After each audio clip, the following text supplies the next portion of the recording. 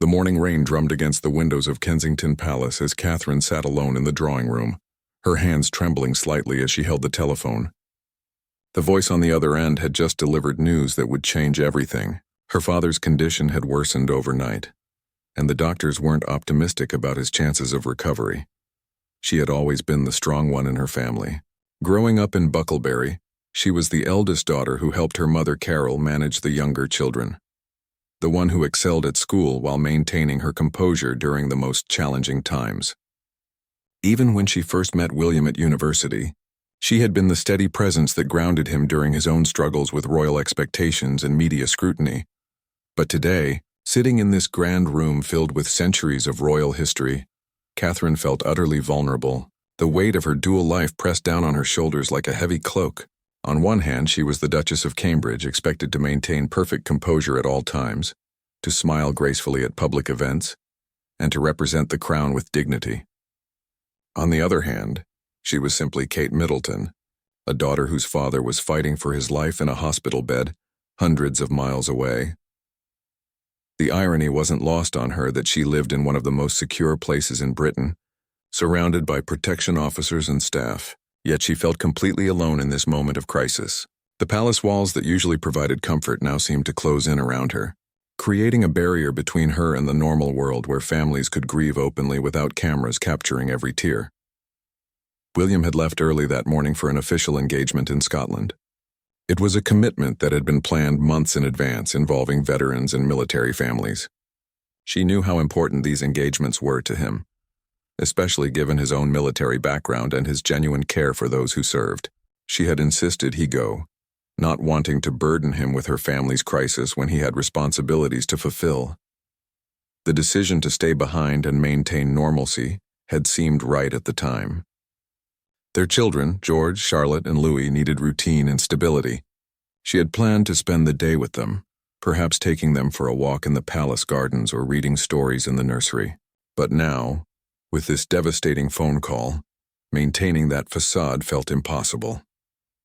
Catherine walked to the window and gazed out at the London skyline. The city continued its relentless pace, unaware that behind these walls a future queen was struggling with the most human of emotions. She thought about her father, Michael, and how he had always been her anchor.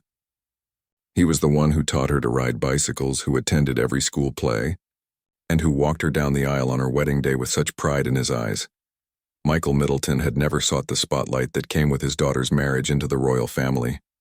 He remained the same down-to-earth man who had built a successful business with his wife, who enjoyed simple pleasures like cricket matches and family barbecues.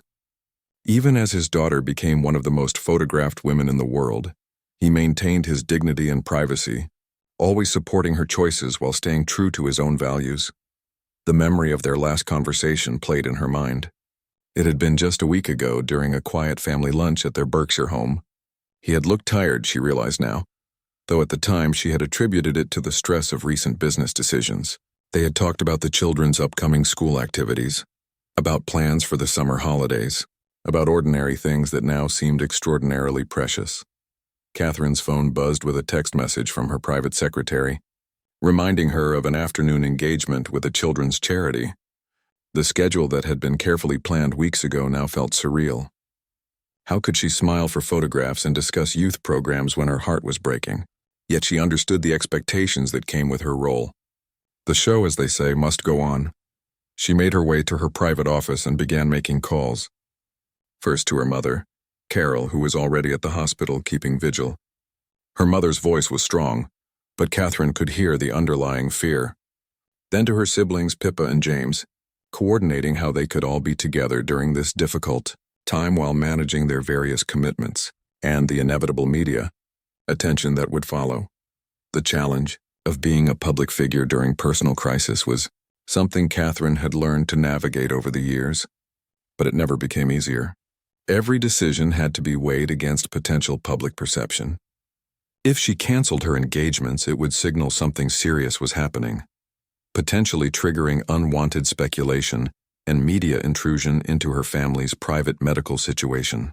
If she continued with her scheduled appearances, she risked appearing uncaring or disconnected from her family's needs. As she sat at her desk, Surrounded by briefing papers and official correspondence, Catherine felt the familiar tension between her public and private selves. The training she had received before joining the royal family had prepared her for many scenarios, but no amount of preparation could truly equip someone for managing genuine emotional crisis while under constant public scrutiny. The afternoon light filtered through the office windows, casting long shadows across the room. She thought about William, probably in the middle of his engagement, completely unaware of what was happening. They had developed a strong partnership over the years, learning to support each other through the unique pressures of royal life. But physical distance at crucial moments like this highlighted the isolating nature of their positions. Catherine closed her eyes and took a deep breath, drawing on the inner strength that had carried her through previous challenges. She knew that whatever happened in the coming hours and days, she would need to find a way to balance her roles as daughter, wife, mother, and duchess. The weight of responsibility felt heavier than usual, but she also felt the love and support of those who mattered most, even when they couldn't be physically present.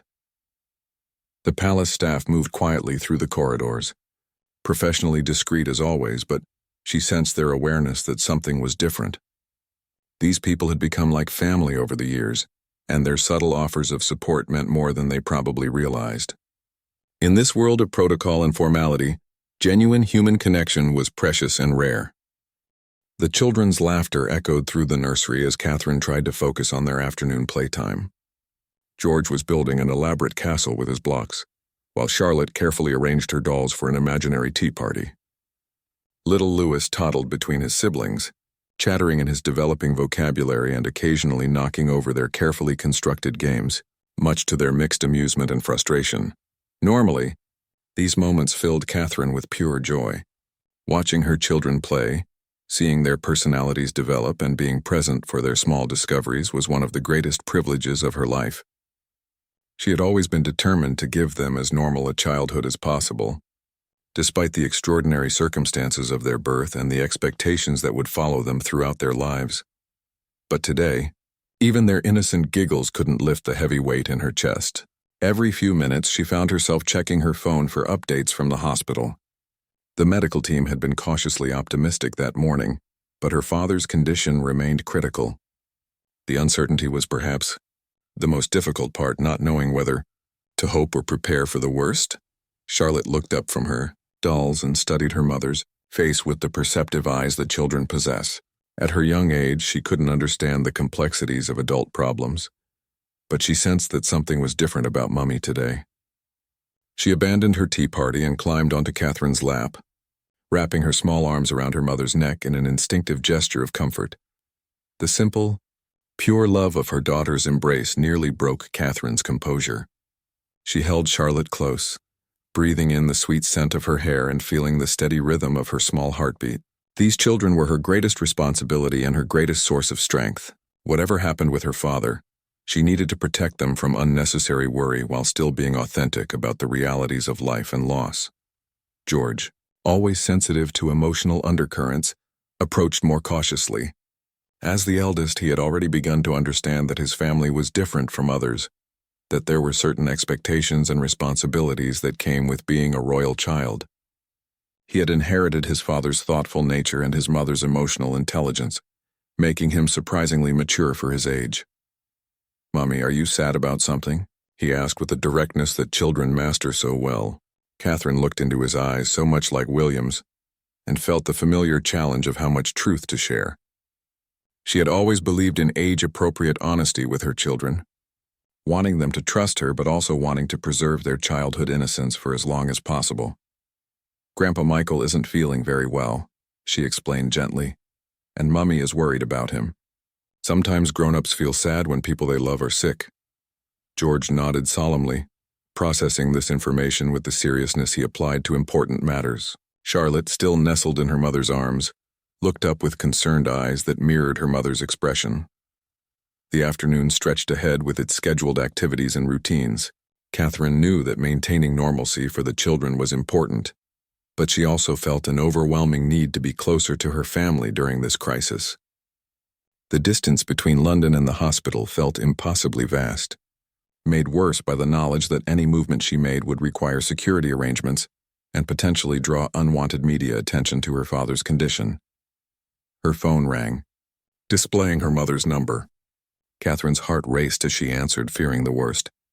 But Carol's voice, though tired, carried better news. The latest tests showed some improvement, and the doctors were cautiously optimistic about her father's response to treatment.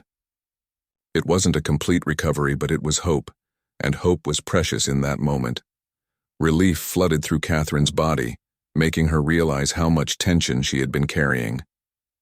The children noticed the immediate change in her demeanor, their own moods brightening in response to their mother's lifted spirits. It was remarkable how children could read emotional atmospheres, responding to subtle cues that adults often missed. As the evening approached, Catherine found herself torn between duty and desire. She had a formal dinner to attend that night, a charitable function that had been planned for months. The cause was close to her heart, supporting families affected by mental health issues, and her presence was expected to help raise significant funds. But the thought of making small talk and posing for photographs while her father fought for his life felt almost unbearable. She called her private secretary to discuss options. Together, they reviewed the evening's agenda and considered alternatives. The charity would understand if she needed to withdraw, but the last-minute cancellation would inevitably trigger speculation and potentially overshadow the important work the organization was trying to do. It was another example of how personal crises became complicated when lived in the public eye. The decision was made more difficult by her father's own values. Michael Middleton had always emphasized the importance of keeping commitments and fulfilling responsibilities, even when it was inconvenient or difficult. He had instilled in his children a strong work ethic and a sense of duty that extended beyond personal comfort. Catherine knew that if he were conscious and able to advise her, he would encourage her to attend the dinner while staying connected to the family situation. As she prepared for the evening, Catherine reflected on the strange duality of her life. In a few hours, she would be surrounded by hundreds of people, all vying for her attention, all assuming she was living a fairy tale existence. They would see the beautiful gown, the perfect hair and makeup, the practiced smile and graceful manner. They wouldn't see the worried daughter who had spent the day anxiously checking her phone, who had held her children a little tighter than usual, who had struggled to focus on anything beyond her father's hospital room. The art of compartmentalization was perhaps the most crucial skill she had developed since joining the royal family, the ability to set aside personal concerns and focus entirely on the task at hand, to give genuine attention and care to the people and causes she encountered, even when her heart was elsewhere. It wasn't about being false or inauthentic. It was about recognizing that her role required her to be fully present for others, regardless of her private struggles. Her dresser arrived to help with the evening's preparations, bringing the carefully selected gown and accessories. As Catherine looked at herself in the mirror, she saw both versions of herself reflected back, the public figure who would represent the monarchy with grace and dignity, and the private woman who was simply hoping for good news about her father's health. The challenge was allowing both to coexist without compromising either. The charity dinner was held in one of London's most prestigious hotels, its grand ballroom filled with influential supporters and celebrities who had gathered to raise funds for mental health initiatives. Catherine arrived punctually, stepping out of her official car into a wall of camera flashes and excited voices calling her name. She had perfected the art of the public appearance over the years, the warm smile, the graceful wave, the way she moved through crowds with apparent ease while her protection officers maintained discreet but constant vigilance. As she entered the ballroom, Catherine was immediately surrounded by the organizers and key donors who had been eagerly waiting to meet her. She engaged in the familiar dance of royal events, listening attentively to each person's story, asking thoughtful questions about their work, and expressing genuine interest in their contributions to the cause. Despite her personal worries, she found herself genuinely moved by the stories she heard. Families who had struggled with mental health challenges, young people who had overcome significant obstacles, and volunteers who dedicated their lives to helping others. The irony wasn't lost on her that she was attending an event focused on mental health support while privately managing her own emotional crisis. The conversations about the importance of seeking help during difficult times, about the value of family support systems, and about the courage required to be vulnerable resonated more deeply than anyone in the room could have imagined. During the cocktail reception, Catherine excused herself briefly to check her phone. A message from her mother provided another small update. Her father was stable and resting comfortably. The doctors remained cautiously optimistic, but emphasized that the next 24 hours would be crucial. Catherine felt a mixture of relief and continued anxiety, knowing that while the immediate crisis might have passed, they weren't out of danger yet. When she returned to the reception, she was approached by a young woman named Sarah, whose teenage son had struggled with severe depression and anxiety. Sarah spoke eloquently about the importance of having strong family support during mental health crises, about how the unconditional love of parents could make the difference between recovery and tragedy.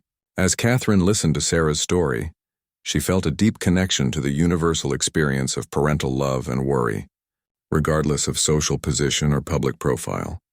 The hardest part, Sarah explained, was feeling so helpless. You want to take away their pain, to fix everything, but sometimes all you can do is be present and hope that your love is enough. Catherine nodded, understanding more deeply than Sarah could know the feeling of wanting to protect the people you love while being constrained by circumstances beyond your control. The dinner itself was a beautifully orchestrated affair, with moving speeches from mental health advocates and young people who had benefited from the charity's programs. Catherine was scheduled to give a brief address about the importance of mental health awareness and the royal family's commitment to supporting related causes.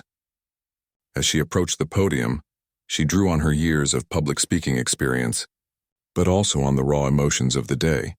Her speech, while carefully prepared in advance, took on new depth and authenticity as she spoke about the importance of family support, about the courage required to ask for help during difficult times, and about the universal nature of human struggle.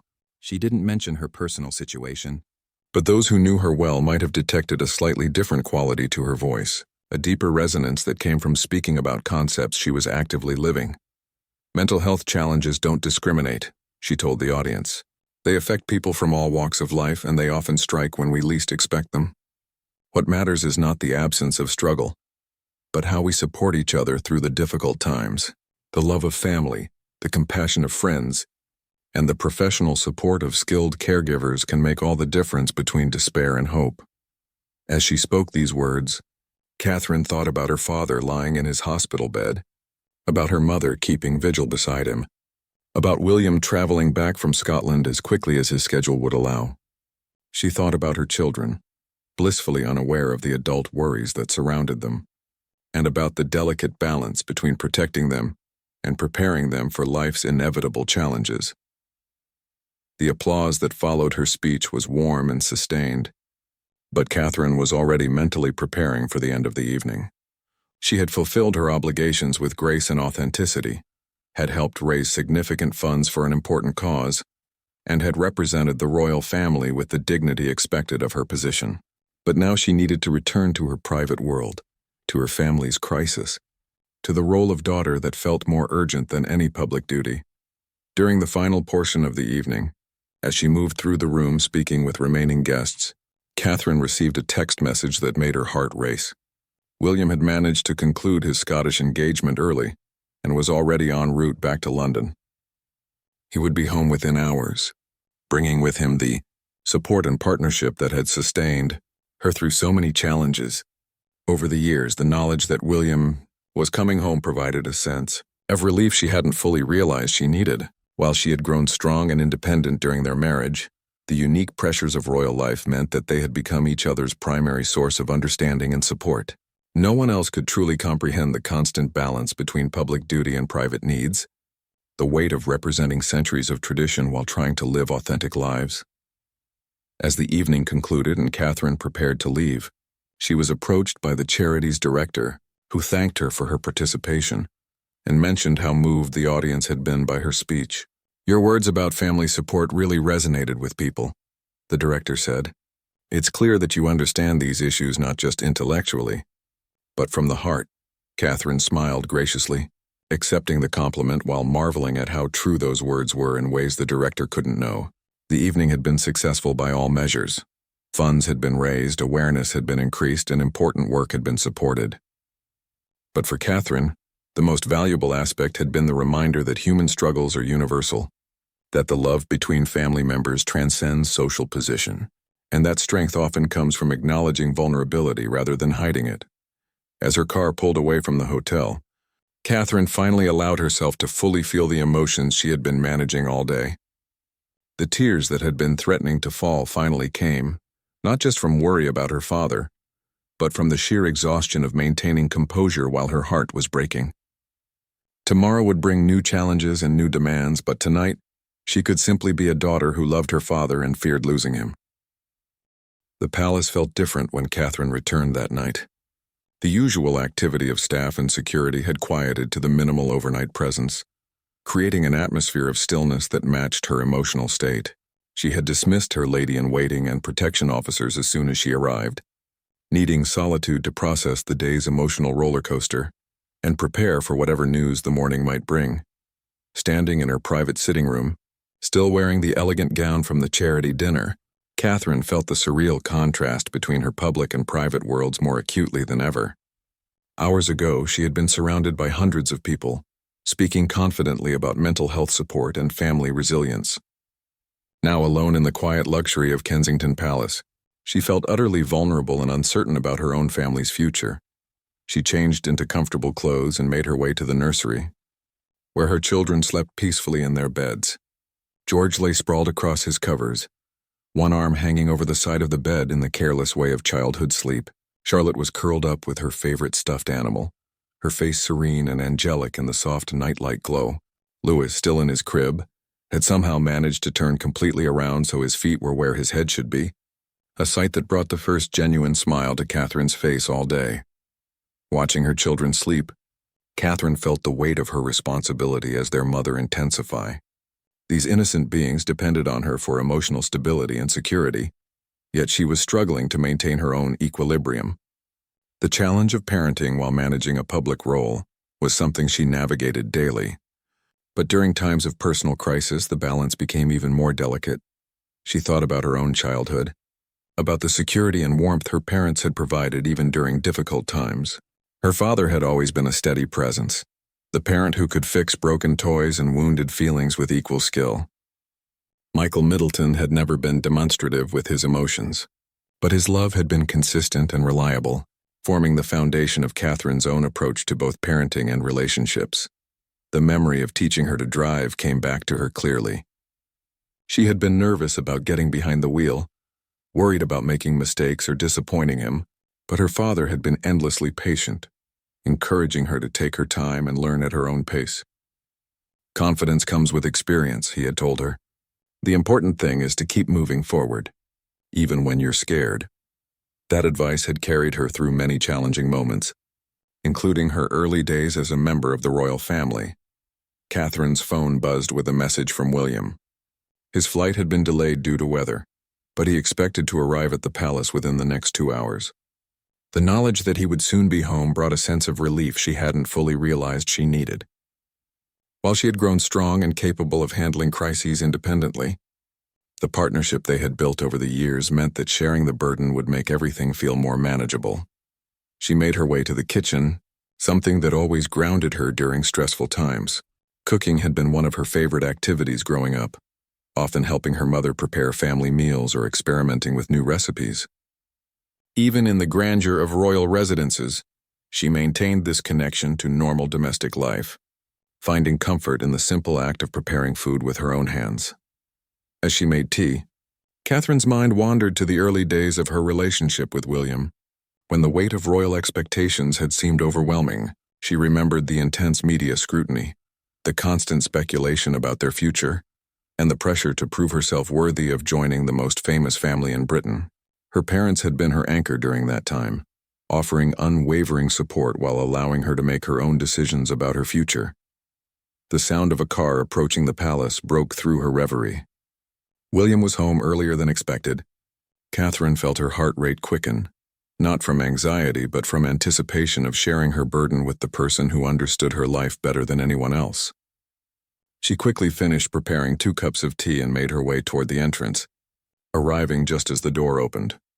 William stepped through the doorway, still wearing his formal day clothes, but with his tie loosened and his hair slightly disheveled from travel. The moment their eyes met, Catherine felt the careful composure she had maintained all day finally crack. The relief of seeing him, combined with the emotional exhaustion of the previous 12 hours, overwhelmed her defenses. Without saying a word, William immediately crossed the space between them and pulled her into his arms. The familiar strength of his embrace, the scent of his cologne mixed with the slight smell of airplane travel, and the simple fact of his physical presence broke through the last of her emotional barriers. The tears she had been holding back all day finally came, not the careful, controlled tears of earlier, but the deep, wrenching sobs of someone who had been carrying too much weight alone. William didn't ask questions or demand explanations. He simply held her, one hand smoothing her hair while the other rubbed gentle circles on her back. His own eyes were bright with unshed tears, both from concern for her pain and from worry about her father, whom he had grown to love and respect deeply over the years. Michael Middleton had welcomed William into the family with genuine warmth, treating him not as a prince but as the man who loved his daughter. "I'm so sorry I wasn't here," William whispered against her hair. "I tried to come back as soon as I could, but the engagement ran longer than expected, and then the weather." Catherine shook her head against his chest, indicating that explanations weren't necessary. She understood the demands of royal duty better than anyone, and she knew that he would have moved heaven and earth to be with her if it had been possible. They stood together in the quiet hallway, holding each other in the way that only couples who have weathered real storms together can do. The palace around them was filled with priceless art and centuries of history, but in that moment, they were simply a husband and wife supporting each other through a family crisis. The external trappings of royalty faded into the background, leaving only the essential human connection that had sustained them through years of unique challenges. "How is he now?" William asked softly, still holding her close. Catherine pulled back slightly so she could see his face as she shared the latest updates. She told him about the doctor's cautious optimism, about her mother's strength at the hospital, and about her own struggle to balance family concerns with royal obligations. William listened intently, his expression reflecting the same mixture of hope and worry that she felt. "We should go to him," William said simply. "Tomorrow morning we'll arrange for the children to stay here with their nanny, and we'll drive to the hospital together." The decisiveness in his voice, the immediate prioritization of family over other obligations, reminded Catherine why she had fallen in love with him in the first place. Despite the weight of his royal responsibilities, William had never lost sight of what truly mattered. The next morning arrived gray and misty, matching the subdued mood that had settled over Kensington Palace. Catherine woke before dawn, having slept fitfully despite William's comforting presence beside her. She had dreamed of her father, memories mixing with fears in the strange way that sleep processes emotional stress. In her dreams, he had been both the vital, energetic man who had walked her down the aisle and the vulnerable patient connected to hospital monitors. William was already awake when she stirred, quietly checking his phone for any overnight messages from their staff about the day's schedule adjustments. The royal household machinery was already in motion, discreetly rearranging appointments and engagements to accommodate their hospital visit while maintaining the privacy that such a personal situation required. Catherine marveled at how efficiently the system worked, how many people labored behind the scenes to make their lives possible, and how that very support system sometimes made spontaneous family moments feel like major logistical operations. They dressed simply for the hospital visit, choosing clothes that would attract minimal attention, while still maintaining the dignity expected of their positions. Catherine selected a navy blue dress and coat, items from her wardrobe that were elegant but not flashy, appropriate for both a family visit and any potential photographs that might be taken despite their efforts at privacy. The children were having breakfast when William and Catherine joined them in the nursery dining room. George looked up from his cereal with the perceptive gaze that reminded Catherine so much of his father. At his age, he was beginning to understand that his parents' lives involved responsibilities and concerns beyond the family circle, but he couldn't yet grasp the full complexity of balancing public duty with personal needs. "Are you going to see Grandpa Michael today?" Charlotte asked with the directness that Catherine both loved and sometimes found challenging. Children had a way of cutting through adult complexities to reach the heart of matters, and Catherine appreciated her daughter's emotional intelligence even as she struggled with how much information to share. "Yes, darling," Catherine replied, kneeling down to Charlotte's eye level. "Grandpa is still not feeling well, so Daddy and I are going to visit him in the hospital where the doctors are taking care of him."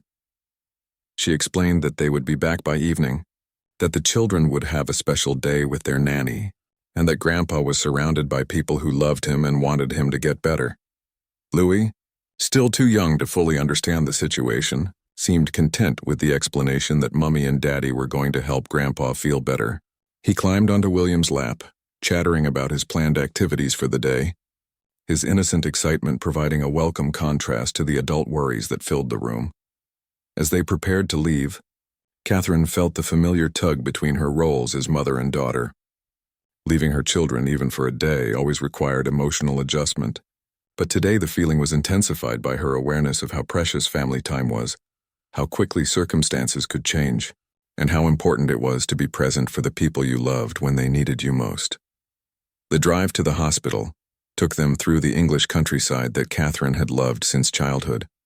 The familiar landscape of rolling hills, hedgerows, and small villages provided a sense of continuity and comfort during an uncertain time.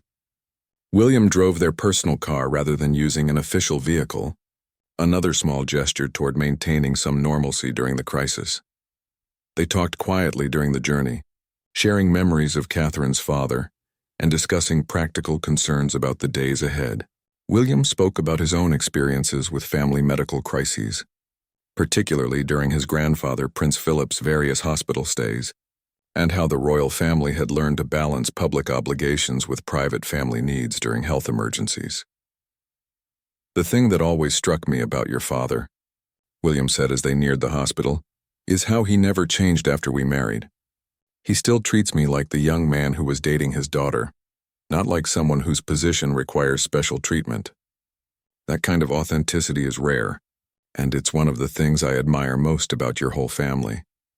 Catherine felt a rush of love for both men, her husband for understanding and appreciating her family's values, and her father for maintaining his integrity, despite the extraordinary circumstances that marriage had brought into their lives.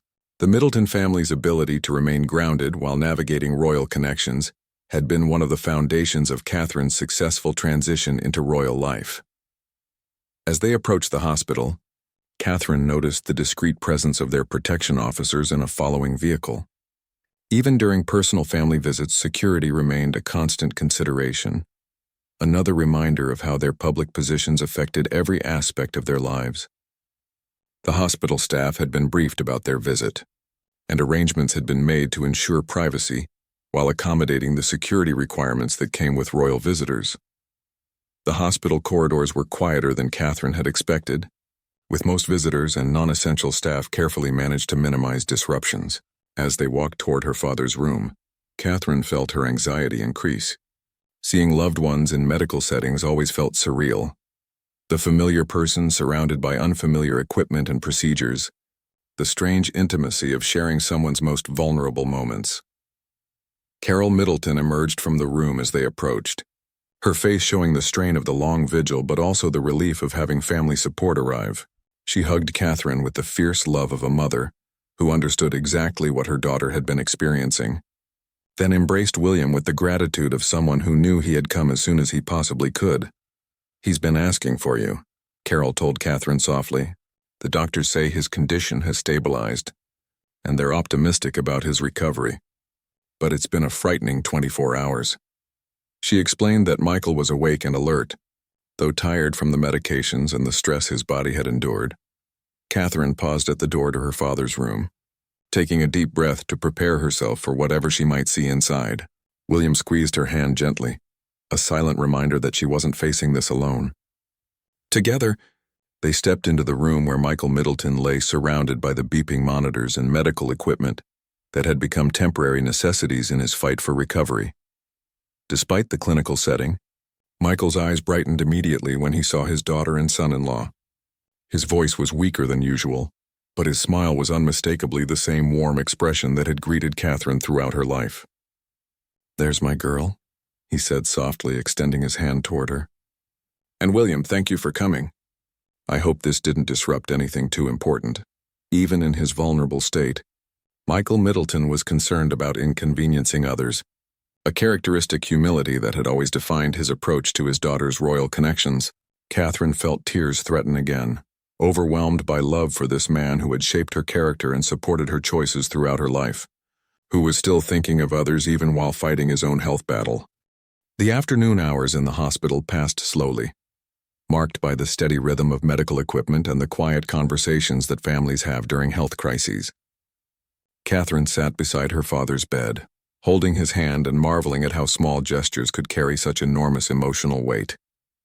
The simple act of being present, of sharing physical space during vulnerability, felt more important than any royal engagement she had ever attended. Michael's recovery was progressing better than the doctors had initially hoped. The treatments were working, his vital signs were stabilizing, and his natural strength was beginning to reassert itself. But the experience had changed something fundamental for the entire family. The reminder that life was fragile, that time together was precious, and that health and family were the only things that truly mattered when everything else was stripped away. William spent much of the visit talking with Michael about ordinary things, the children's recent activities, upcoming family plans, and shared interests like sports and current events.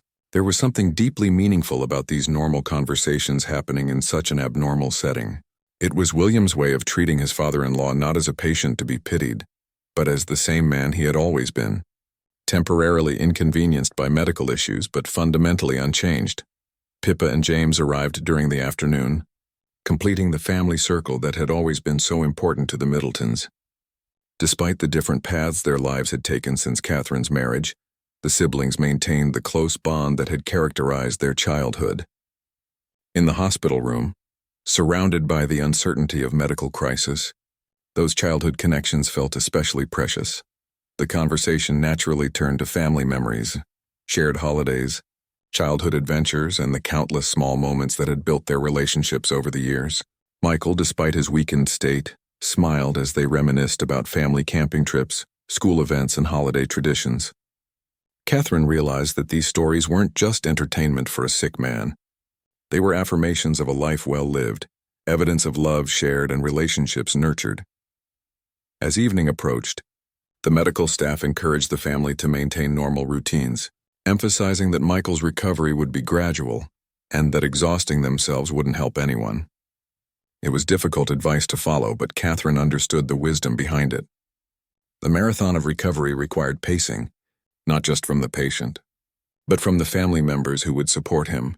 Through the process, William gently suggested that they should return to London to check on the children and maintain some normalcy in their routine.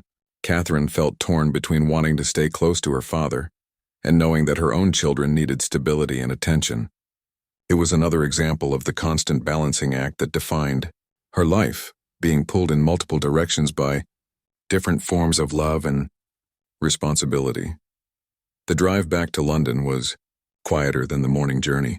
Both Catherine and William were processing the emotional weight of the day, the relief of seeing Michael's improvement, and the ongoing uncertainty about his complete recovery.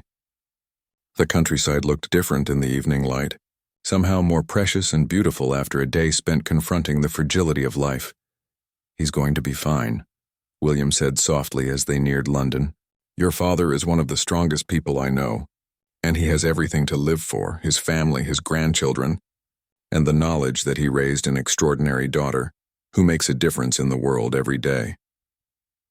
Catherine felt tears threaten again, but these were tears of gratitude rather than fear.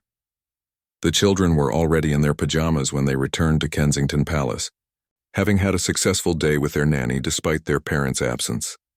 George immediately asked for updates about Grandpa Michael, while Charlotte wanted to know when they could visit him. Louis, in his toddler wisdom, simply seemed happy that Mummy and Daddy were home, climbing onto Catherine's lap and chattering about his day's adventures.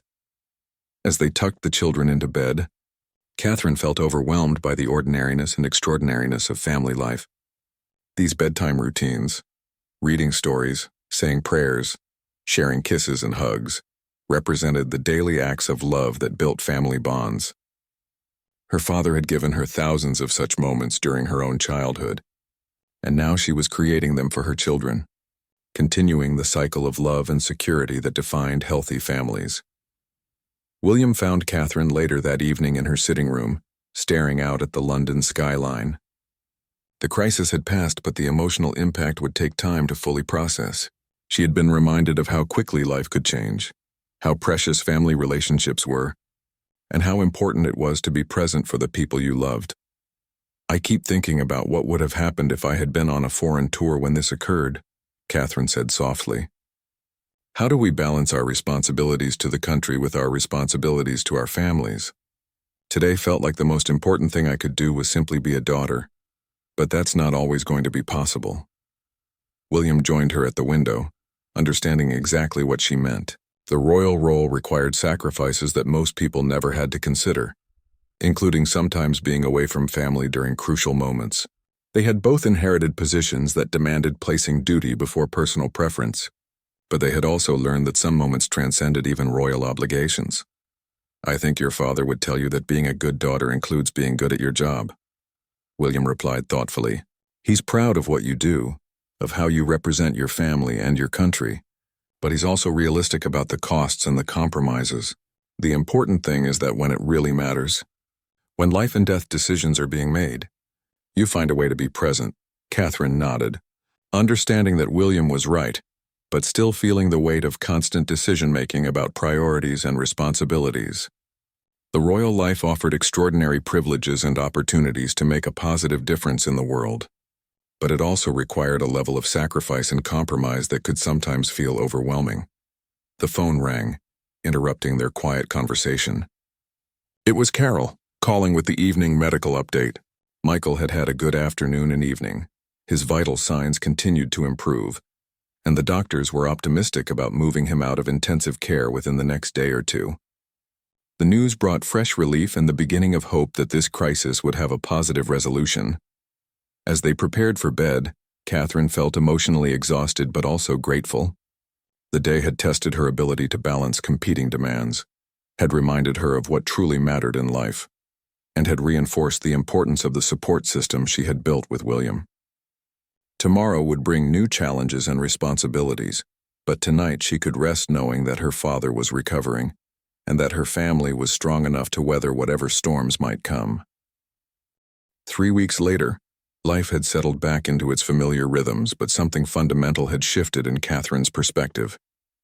Her father's recovery had been steady and complete, much to everyone's relief, but the experience had left lasting impressions on the entire family. The crisis had served as a powerful reminder of what truly mattered and had strengthened bonds that were already strong. Michael Middleton was back home in Bucklebury, gradually returning to his normal activities but with a new appreciation for each day's simple pleasures. The family had established new traditions around their time together. Longer visits, more frequent phone calls, and a conscious effort to create memories rather than simply letting time pass. The near miss had taught them all not to take their relationships for granted. Catherine found herself approaching her royal duties with renewed purpose and authenticity. The conversations she had with people during official engagements felt more genuine, informed by her recent experience of genuine vulnerability and fear. When she spoke with families dealing with health crises or personal challenges, her words carried the weight of someone who had walked a similar path. Even if the specific circumstances were different, the children had processed the experience in their own ways. George, with his mature sensitivity, had asked thoughtful questions about illness and recovery, leading to important conversations about life's uncertainties and the importance of cherishing family time. Charlotte had channeled her emotions into extra affection for her grandparents, insisting on longer phone calls and planning special activities for their next visit. Louis, in his toddler obliviousness, had simply enjoyed the extra attention and family togetherness that the crisis had brought. William had been profoundly affected by watching Catherine navigate the balance between public duty and private crisis. Her grace under pressure, her ability to fulfill her obligations while managing genuine emotional stress, and her unwavering commitment to both family and role had deepened his admiration for the woman he had married. It had also reinforced his own commitment to ensuring their family relationships remained the foundation of their life together. On this particular morning, Catherine was preparing for a visit to a hospice, an engagement that would have felt routine before her father's illness, but now carried deeper personal significance. She understood more acutely what families went through during medical crises, the exhaustion of maintaining hope while preparing for loss, and the way that ordinary moments became precious when viewed through the lens of potential endings. As she reviewed her briefing materials, Catherine reflected on how the experience had changed her understanding of her role. Being a member of the royal family wasn't just about representing tradition and ceremony. It was about connecting with people during their most challenging moments, offering comfort through presence and understanding, and using privilege and platform to make genuine differences in individual lives. The morning post brought a letter that made Catherine smile. It was from Sarah, the young woman she had met at the mental health charity dinner on the night of her father's crisis. Sarah wrote to thank Catherine for her speech that evening, mentioning how the words about family support and resilience had helped her family through a recent setback with her son's recovery. The letter was a reminder that public duties and private experiences often intersected in meaningful ways. William found Catherine in her office, surrounded by correspondence and briefing papers, but with a peaceful expression that had been missing during the crisis weeks. "Feeling ready for today's visit?" he asked, settling into the chair across from her desk. They had developed a habit of checking in with each other before particularly emotionally demanding engagements, a practice that had become even more important since learning how quickly circumstances could change. "More than ready," Catherine replied, and William could hear the difference in her voice. There was a depth and confidence that came from having faced real fear and emerged stronger. "I think I finally understand what people mean when they talk about finding your purpose through adversity. That terrifying night when I thought we might lose Dad taught me something about what really matters and how I want to use whatever influence I have." The hospice visit that day was unlike any Catherine had done before. She moved through the wards with genuine presence, sitting with families who were facing the hardest moments of their lives, listening to stories of love and loss, and offering the kind of comfort that could only come from someone who had genuinely feared losing someone precious. Her conversations weren't just polite royal pleasantries. They were real human connections born from shared understanding of vulnerability. One elderly man, whose wife was in the final stages of her illness, told Catherine about their 60-year marriage and the difficulty of facing life without his partner. Catherine listened with tears in her eyes, thinking about her own parents' long marriage and the profound love that had sustained them through decades of ordinary days and extraordinary challenges. When she took his hand and told him how beautiful it was that his wife would leave this world surrounded by such deep love, her words carried the authenticity of someone who understood how precious and fragile love could be. That evening, as Catherine and William shared dinner with their children, the conversation naturally turned to the day's activities. George asked thoughtful questions about the hospice and why some people couldn't get better, leading to gentle discussions about life, death, and the importance of loving people while we have them with us. These weren't conversations Catherine would have felt equipped to handle before her father's crisis. But now she found herself speaking with honesty and wisdom earned through experience. After the children were asleep, Catherine and William took their evening walk through the palace gardens, a routine that had become even more precious since almost losing it during those frightening days. The London skyline twinkled beyond the garden walls, but their focus was on each other and the quiet satisfaction of having navigated another day of balancing public service with private life. "I've been thinking about something Dad said during his recovery," Catherine told William as they walked. "He mentioned that his illness had reminded him that we don't get unlimited time to make a difference in the world or in the lives of the people we love. It made me realize that every royal engagement, every public appearance, every interaction with people is an opportunity to do something meaningful, not just fulfill an obligation." William nodded, understanding exactly what she meant. The royal role could feel overwhelming when viewed as an endless series of duties and expectations, but it became energizing when approached as an opportunity to serve and connect. Catherine's father's illness had taught them both that purpose came not from avoiding difficulty, but from using challenge as a catalyst for deeper engagement with life and service. As they prepared for bed that night, Catherine felt a profound sense of gratitude for the ordinary miracle of her family's health and happiness. The crisis had passed, leaving them stronger and more connected than before. Her father was healthy, her children were thriving, her marriage was solid, and her sense of purpose had been clarified and deepened. The silent tears that had threatened during those dark days of uncertainty had been replaced by tears of gratitude and renewed commitment.